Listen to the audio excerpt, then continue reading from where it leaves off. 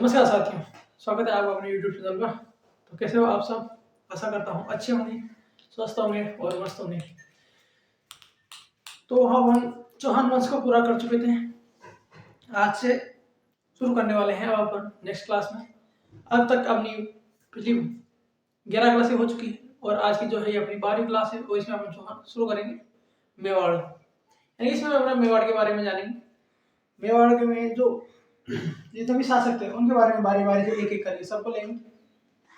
सबसे पहले इसमें अपन गुहिल वंश की करेंगे, यानी मेवाड़ में गुहिल वंश। तो अगर मेवाड़ के बारे में अपन देखें तो मेवाड़ जो है इसको मेदपाड़ कहा जाता है, प्रागौड़ कहा जाता है।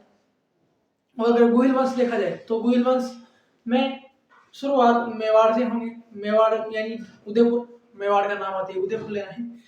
उसके बाद डूंगरपुर, बांसवाड़ा, प्रतापगढ़, भीलवाड़ा, ये सब क्षेत्र जो है ये गुहिलों के अधीन रहे हैं और इन्होंने गुहिलों ने शासन किया है। तो इसमें अपन इसके संस्थापक से लेकर किसने शासक किया, बप्पा रावल तक की पूरी वंशावली एक एक करके सबको गुहिल वंश में लेने वाले हैं। संस्थापक, वास्तविक संस्थापक बप्पा रावल जो है उसके बारे में हम जानकारी लेंगे। गुहिल वंश का संस्थापक कौन है उसके बारे में जानकारी लेंगे। इसका क्षेत्र विस्तार कहाँ तक रहे, किस किस में इन्होंने राज किया, किस किसने राज किया, इन सब के बारे में बारी बारी से एक एक को लेने वाले हैं। तो इससे पहले अगर आपने पिछली क्लास नहीं देखी हो तो प्लेलिस्ट बनी हुई है। अगर आप शुरुआत से क्लासों को देखेंगे तो आपको अच्छा लगेगा। वैसे ये जो अपना पेज है ये पशु परिचय के बारे में है। उसके अभी उसी को टारगेट किया जा रहा है, पशु परिचय को।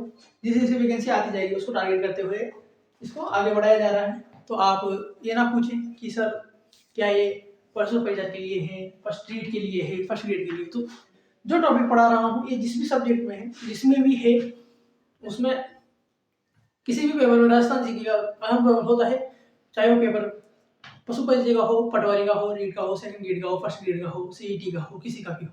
तो राजस्थान के जितने भी एग्जाम हैं उनके लिए ये जो क्लासेस चल रही है ये सभी के लिए महत्वपूर्ण है। तो बीएससी पीटीटी सभी के लिए एक अहम रोल निभाने वाली है क्लासें। और अपनी जो क्लासें होती है 110 स्वीट होती है, ज़्यादा लॉन्ग होती है, ना ज़्यादा छोटी होती है। मैटर एकदम इतना ही सफिशिएंट होता है जितना कि आपके लिए आवश्यक हो। तो इतना ही आपके लिए, और बाकी दायरा बढ़ाने की तो कोई नहीं है। जो इतिहास है और जो कला संस्कृति है, जो सब कुछ है, उसे जीके तो क्या है अता है। कोई अगर चाहे कि सभी को एक साथ समेट लिया जाए तो ऐसा नहीं है। पहले बेसिक क्लियर करने होते हैं, फिर बेसिक के साथ अपना दायरा ऑटोमेटिक बढ़ता जाता है। जब आपको बेसिक की नॉलेज हो जाती है तो आप ऑटोमेटिक ही सब में ध्यान रख देते हैं। तो ज़्यादा देर ना करते हैं क्लास को शुरू। और आज हम शुरू करेंगे इसमें मेवाड़ को। किसको करेंगे? मेवाड़ वंश को। ठीक है साथियों, तो देख लेते हैं मेवाड़ वंश। चलिए दोस्तों, शुरुआत करते हैं मेवाड़ की। तो अगर मेवाड़ में दें तो जहां अगर मेवाड़ का नाम है तो अपन जाएंगे उदयपुर। कहाँ? उदयपुर। मेवाड़ का नाम है उदयपुर। अगर मेवाड़ के उपनाम देखे जाए तो इसको कहा जाता है मेदपाट,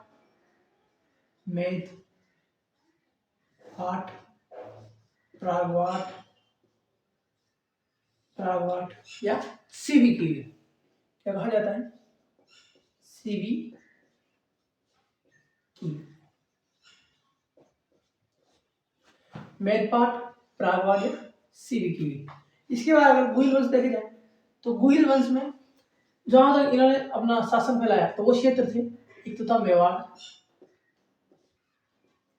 एक था डूंगरपुर, बांसवाड़ा, प्रतापगढ़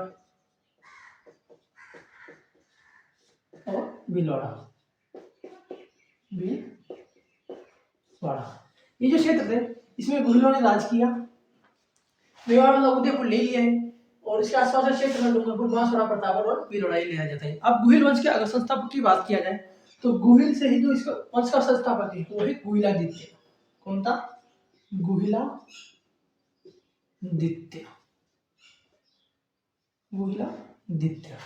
वास्तविक संस्थापक देखा जाए तो जिसका वास्तविक संस्थापक था वो था बप्पा रावल। कौन था?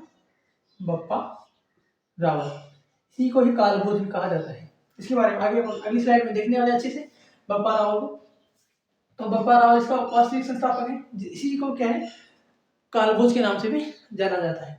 प्रारंभिक राजधानी देखी जाए गुहिलों की तो वो थी नागदा। कौन थी? नागदा। नागदा ये इसकी प्रारंभिक राजधानी थी। मेवाड़ के शासक किस नाम से जाने जाते थे? तो मेवाड़ के जितने भी शासक थे इनको हिंदवासुरजों के नाम से कहा जाता था। क्या कहा जाता था? हिंदवासुरज। हिंदवासुरज इस नाम से इनको जाना जाता था मेवाड़ के शासकों को। कुल देवता अगर इनकी देखे जाए तो मेवाड़ के जो कुल देवता थे वो थे एकलिंग जी। कौन थे? एकलिंग जी। एकलिंग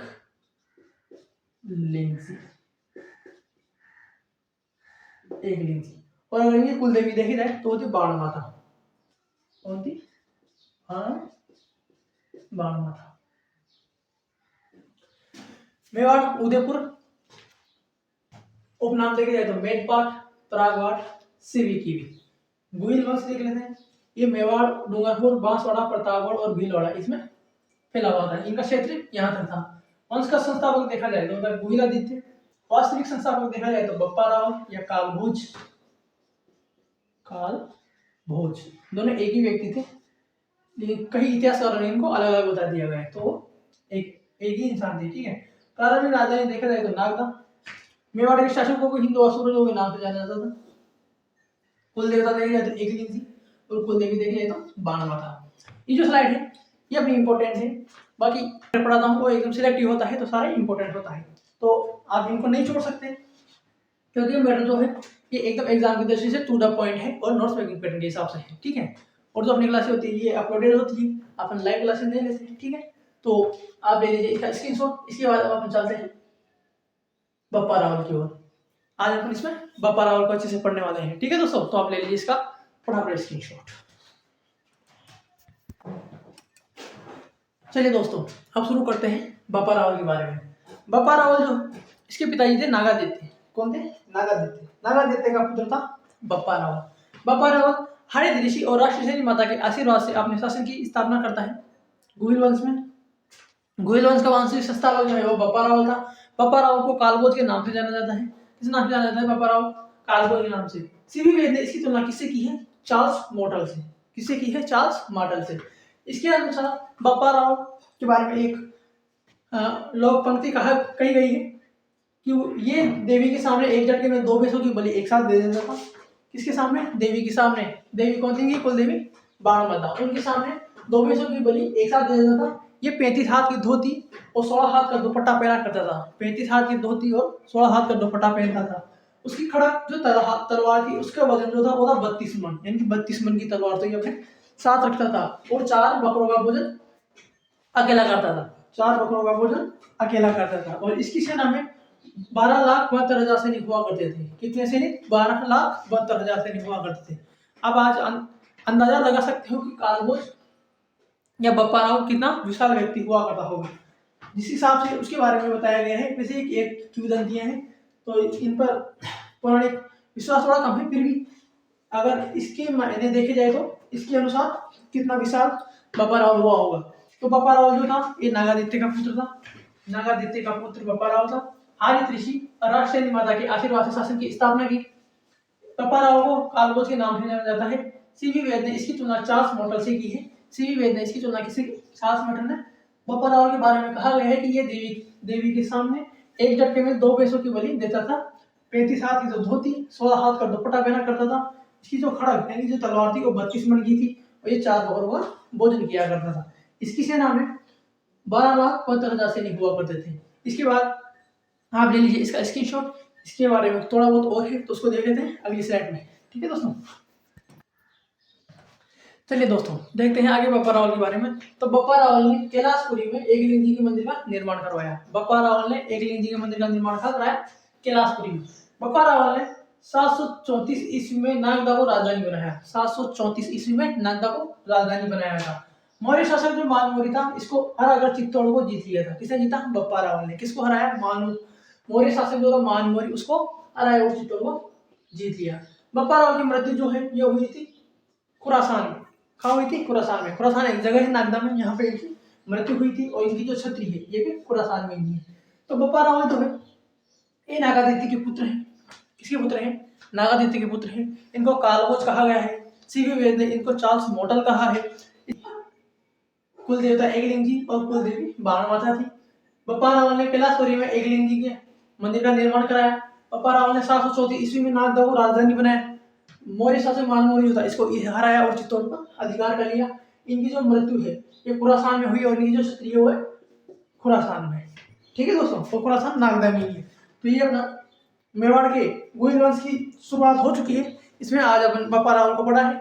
आगे इसके आने वाले जो अल्लट है उनको, बाकी जितने भी शासक है उन सबको एक एक करके हम पढ़ने वाले हैं। तो आज की क्लास आपको कैसी लगी कमेंट करके जरूर बता देना, अपने दोस्तों तक शेयर कर देना और वीडियो को ना थोड़ा लैंडस्केप एंड की चर्चा करके देखा करो। सीधे से कहना आपको थोड़ा क्लियर नजर नहीं आता होगा। ठीक है दोस्तों, तो मिलते हैं नेक्स्ट वीडियो में।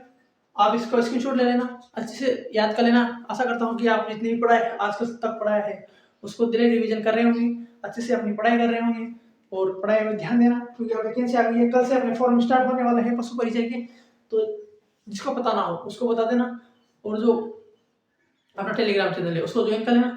तो मिलते हैं अब कल नेक्स्ट वीडियो में, तब तक के लिए राम राम, जय हिंद साथियों।